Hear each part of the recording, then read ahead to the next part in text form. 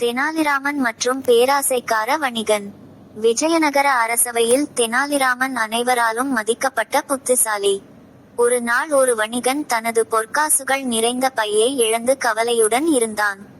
என் பொற்காசு பையை கண்டுபிடித்தவருக்கு 100 பொற்காசுகள் பரிசு தருவேன் என்று அவன் அறிவித்தான்.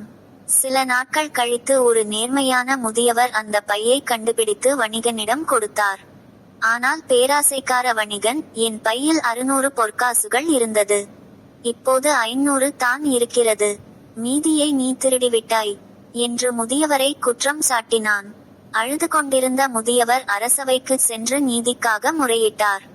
தெனாலிராமன் அமைதியாக வணிகனை பார்த்து, உன் பையில் உண்மையில் 600 பொற்காசுகள் இருந்ததா என்று கேட்டார்.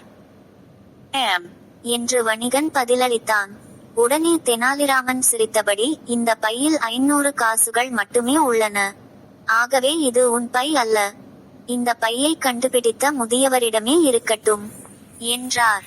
வணிகன் தனது பேராசையால் தானே ஏமாந்ததை உணர்ந்து வெட்கப்பட்டான். கதை நெறி. பேராசை பெருநஷ்டம் தரும். நேர்மை எப்போதும் வெற்றி பெறும்.